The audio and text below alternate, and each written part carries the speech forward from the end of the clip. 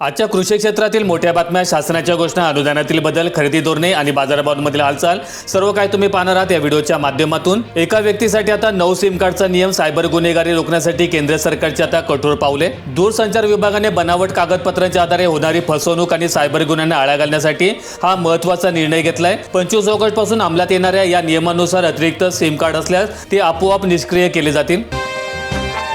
सुट्ट्या तेलाची विक्री बंद झाल्यास गरिबांचा खिस्सा रिकामी, ग्राहकांना लिटर मागे 17 रुपयांचा अतिरिक्त भूर्दंड बसणार। एफडीएच्या 10 लाखांच्या दंडाच्या दास्तीने व्यापारी आक्रमक, प्रशासनाने चर्चेतून मार्ग काढण्याची व्यापाऱ्यांची मागणी। अन्न आणि औषध प्रशासनाच्या नव्या अटींमुळे लहान व्यापाऱ्यांना आणि सर्वसामान्य ग्राहकांना मोठा आर्थिक फटका बसतोय आणि या समस्येवर तोडगा काढण्यासाठी स्थानिक व्यापाऱ्यांच्या संघटनेने प्रशासनाशी तातडीने संवाद साधण्याची विनंती केलेली आहे।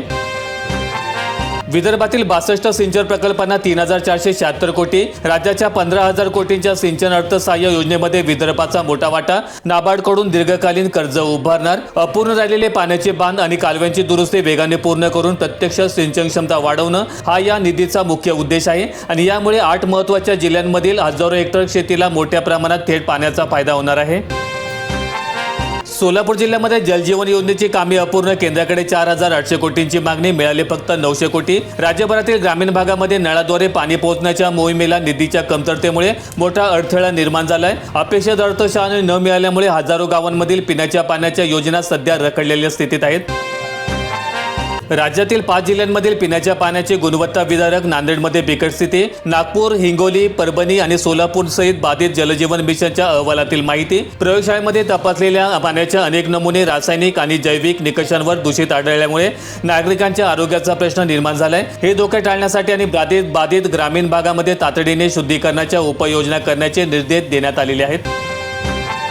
नागपूर जिल्हा परिषदेकडून ग्रामपंचायतींना प्रत्येकी 3 लाखांचा निधी, जिल्ह्यातील 33 गावे पुन्हा आमराईने नटणार। स्थानिक पर्यावरणाचा समतोल राखण्यासाठी आणि पारंपरिक वृक्षाचं संवर्धन करण्यासाठी हा हरित उपक्रम राबवला जातोय। रिकाम्या शासकीय भूखंडावर ठिबक सिंचनाची सोय करून फळझाडांची लागवड आणि देखभाल केली जाणार आहे। यवतमाळ जिल्ह्यामध्ये बेंबळा धरणाच्या विसर्गाने शेती उद्ध्वस्त, 7000 एकर शेती पाण्याखाली, 1200 शेतकऱ्यांना फटका, 82% पीक नुकसानीचा अहवाल। धरणाचे दरवाजे उघडण्यापूर्वी कोणतीही पूर्वसूचना न दिल्यामुळे पाण्याचा प्रचंड प्रवाह थेट शेतांमध्ये शिरून पिकांचं आणि सुपीक मातीचं अतोनात नुकसान झाले। बाधित क्षेत्राची योग्य पाहणी करून नुकसानग्रस्त शेतकऱ्यांना योग्य भरपाई देण्याची मागणी जोर धरते। पुणे जिल्ह्यातील सिंचन प्रकल्पांना नाबार्डचा 15000 कोटींचा बूस्टर, 57 अपूर्ण प्रकल्पांच्या माध्यमातून 3.45 लाख हेक्टर नवीन सिंचन क्षमता वाढवण्याचे उद्दिष्ट। पाणी पुरवठ्याच्या पायाभूत सुविधा मजबूत करून शेतीचा विस्तार करण्यासाठी जलसंपदा विभागाला मोठं कर्ज मंजूर करण्यात आलंय आणि या योजनेमुळे राज्यातील बहुतांश दुष्काळप्रवण भागांना मुबलक पाणी उपलब्ध होण्यास मदत होईल। कर्जमाफीचा गाजावाजा, शेतकरी मात्र कर्जाच्या विळख्यातच, शेतकऱ्याला कायमस्वरूपी कर्जमुक्तीची गरज। नियमित कर्जफेड करणाऱ्यांमध्ये ही नाराजी। केवळ तात्पुरती मदत देण्याऐवजी शेतमालाला योग्य भावाने शाश्वत उत्पन्नाची हमी देणारी धोरणे राबवणं गरजेचं मानलं जातंय। योग्य व्यवस्थापनाअभावी प्रामाणिकपणे पैसे परत करणाऱ्या शेतकऱ्यांमध्येही असंतोषाचं वातावरण निर्माण झालंय। साखर दरवाढीमुळे कारखान्यांसमोर ऊसाला दर देण्याचं नवीन संकट। येणाऱ्या गळीत हंगामामध्ये 5000 रुपये प्रति टन भाव मिळण्याची शेतकऱ्यांची अपेक्षा। किरकोळ बाजारामध्ये साखरेचे दर वाढल्यामुळे स्वाभिमानी शेतकरी संघटनेने यंदाच्या हंगामात ऊसाला अधिक भाव मिळवण्यासाठी आंदोलनाची तयारी सुरू केली, तर दुसरीकडे परत जिल्ह्यातील कारखाने जास्त दराचे आमिष दाखवून तालुक्यातील ऊस पळून येण्याची शक्यता निर्माण झाली। परभणी जिल्ह्यातील मासोळी 15%वर, गंगाखेडसह ग्रामीण भागावर जलसंकटाचं सावट। अर्धा पावसाळा संपून देखील धरणाच्या पाणलोट क्षेत्रामध्ये समाधानकारक पाऊस नाही। पावसाने ओढ दिल्यामुळे धरणातील जिवंत पाणीसाठा अत्यंत कमी उरल्यामुळे गंगाखेड शहरासह ग्रामीण भागामध्ये भीषण पाणी टंचाई निर्माण झालेली आहे आणि यामुळे संभाव्य टंचाई टाळण्यासाठी प्रशासनाने आतापासूनच पाण्याचं योग्य नियोजन करून जायकवाडीतून पाणी सोडावं अशी मागणी केली जात आहे। आता कुठल्याही शेतकऱ्याचा ट्रॅक्टर पकडायचा नाही, महसूल विभागाकडून तहसीलदारांनी तलाठ्यांना महत्त्वाचे आदेश। शेतात माती मुरुम नेणारा ट्रॅक्टर पकडायचा नाही असे आदेश महसूल विभागाने तहसीलदार, तलाठी आणि पोलिसांना दिलेले आहेत।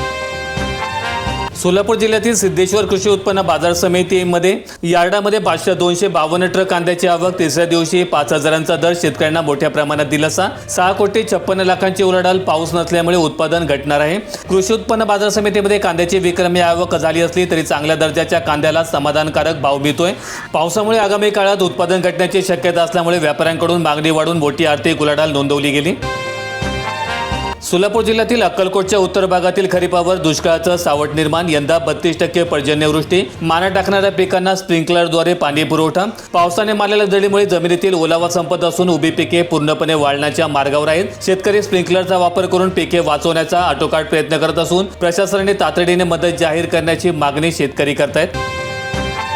बीड जिल्ह्यावर पाणी टंचाईचं सावट. 7 मध्यम प्रकल्प कोरडे. 164 प्रकल्पांमध्ये अवघा 15.72% पाणीसाठा. ऑगस्ट महिना संपत आला तरी अपेक्षित पाऊस न झाल्यामुळे जिल्ह्यातील सर्वात लहान मोठ्या जलप्रकल्पांमधील पाणीसाठा तळाला गेलाय. आगामी काळामध्ये पाऊस न झाल्यास शेतीसह पिण्याच्या पाण्याचा प्रश्न अत्यंत गंभीर बनण्याची चिन्हे आहेत. नांदेड जिल्ह्यातील 843 गावांमध्ये क्रॉप सर्व्हे. 998 सहाय्यक नियुक्त पीक पेऱ्यांची ॲपद्वारे नोंदणी. डिजिटल तंत्रज्ञानाचा वापर करून शेतातील प्रत्यक्ष पिकांची माहिती संकलित करण्यासाठी विशेष माहितीचं आयोजन करण्यात आलंय आणि या माहितीचा उपयोग शेतकऱ्यांना विविध शासकीय योजना, पीक विमा आणि भरपाई मिळवून देण्यासाठी होणार आहे. नाशिक जिल्ह्यामध्ये वर्षभरात 1300 आपले सरकार केंद्रांचे परवाने रद्द. काम न करणे, शुल्काची माहिती न देणे, पत्त्यामध्ये तफावत. 14 केंद्रांवर 6 महिन्यांची बंदी घातण्यात आली. नागरिकांना वेळेत आणि पारदर्शक सेवा न देणाऱ्या तसंच नियमांचं उल्लंघन करणाऱ्या सेवा केंद्रांवर प्रशासनाने कठोर कारवाईचा बडगा उगारलाय. तपासणी करण्यामध्ये त्रुटी आणि गैरप्रकार आढळल्यामुळे अनेक केंद्रांचे परवाने कायमस्वरूपी रद्द करण्यात आलेले आहेत. नागपूर जिल्ह्यामध्ये संत्रा मोसंबीला देठ चुकीचा विळखा. पावसाची तूट आणि उष्णतेमुळे फळगळ. पाण्याचा ताण आणि उष्णता ठरतंय घातक. वाढत्या तापमानामुळे आणि पावसाच्या अभावामुळे बागांवर नवीन रोगाचा प्रादुर्भाव होऊन मोठ्या प्रमाणावर फळे गळून पडतायत. हातातोंडाशी आलेलं पीक वाया जात असल्यामुळे बळीराजा संकटात सापडला असून कृषी विभागाने तात्काळ पाहणी करून मार्गदर्शन करण्याची मागणी होत आहे. सोलापूर जिल्ह्यामध्ये पात्र नसताना राशन घेतलं. 71,956 लाभार्थ्यांना वगळलंय. मिशन सुधारांतर्गत उत्पन्नाची मर्यादा ओलांडली. 5,000 बनावट प्रकरणे. सार्वजनिक वितरण व्यवस्थेमध्ये पारदर्शकता आणण्यासाठी राबवणाऱ्या विशेष मोहिमेअंतर्गत आधार पडताळणी तसंच KYCद्वारे विविध कारणांमुळे अयोग्य ठरलेल्या नागरिकांची नावे यादीतून कमी करण्यात आलेली आहेत आणि या दरम्यानमध्ये तपासणीमध्ये कोणतेही खरा गरजू स्थानिक नागरिक या धान्यापासून वंचित राहणार नाही याची प्रशासनाकडून काळजी घेतली जात आहे. शेतमालाच्या दरवाढीपेक्षा उत्पादन खर्चाचा वेग अधिक. खतांच्या किमतीमध्ये तिप्पट चौपट वाढ. शेतकऱ्यांच्या उत्पन्नाचा खर्चाशी मेळ काही बसेना. गेल्या काही वर्षांमध्ये कृषी निविष्ठा, बियाणे, मजुरी आणि रासायनिक खतांच्या दरामध्ये प्रचंड वाढ झाल्यामुळे पिकांचा लागवड खर्च मोठ्या प्रमाणावर वाढलाय आणि त्या तुलनेमध्ये बाजारात शेतमालाला अपेक्षित भाव न मिळाल्यामुळे शेतकरी आर्थिक अडचणीत सापडला असून त्यांना कर्जबाजारीपणाला सामोरं जावं लागतंय. एसटी ग्रुप बुकिंगची 30% भाडेवाढ रद्द. मात्र 13.56% भुर्दंड जैसे थे. सणासुदीच्या काळामध्ये प्रवाशांवर लादलेली अतिरिक्त दरवाढ मागे घेण्याचा निर्णय प्रशासनाने घेतला असला तरी मूळ तिकिटांवरील वाढ मात्र तशीच कायम ठेवण्यात आलेली आहे. मराठवाड्याच्या विकासाला आता महामार्गामुळे गती मिळणार. तेलंगणा, कर्नाटक राज्यांना जोडणाऱ्या राष्ट्रीय महामार्गांनाही मोठं बळ. विभागातील विविध जिल्ह्यांमध्ये रस्ते आणि जाळ्याचा विस्तार करण्यासाठी हजारो कोटी रुपयांच्या पायाभूत सुविधा प्रकल्पांना मंजुरी देऊन कामे वेगाने सुरू करण्यात आली. 11,256 गावांमध्ये अद्याप मोबाईलची 4G सेवा नाही. अशा ग्रामीण भारतासाठी स्टारलिंक उपयुक्त ठरेल. स्पेसएक्सचे संस्थापक एलॉन मस्क यांचा दावा. उपग्रह सेवेसाठी नव्याने तयारी. भारतीय नियमांशी सुसंगत नसल्यामुळे याआधी नाकारला होता अर्ज. देशातील अनेक दुर्गम भागांमध्ये अजूनही अत्याधुनिक डिजिटल नेटवर्क पोहोचलेले नसल्यामुळे तेथे कनेक्टिव्हिटीचा मोठा प्रश्न निर्माण झाला आणि याच पार्श्वभूमीवर परदेशी तंत्रज्ञान कंपनी उपग्रहावर आधारित इंटरनेट सेवा सुरू करण्यासाठी भारतातील मंजुरी प्रक्रिया पूर्ण करण्याचा प्रयत्न करत आहे. व्हिडिओ आवडला असेल तर लाईक ठोका, शेअर करा आणि अशा दैनंदिन शेतकरी बातम्या अपडेट्स मिळवण्यासाठी सबस्क्राईब करून बेल आयकॉनचं बटन दाबा.